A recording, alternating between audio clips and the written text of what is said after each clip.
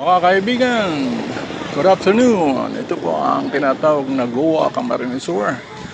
Goa Town proper, mga kaibigan. Yan o, maraming tao rito. Ito ang palengke.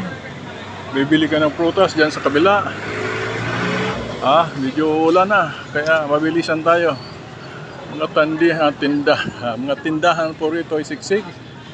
At anytime, any day, ay maraming namimili rito. At ito ay commercial center ng Goa. Mga papuntang Lagunoy, San Jose, papunta dyan mga kaibigan. Daanan ito papunta dyan sa coastal area ng Lagunoy Gulf at San Jose, Sabang.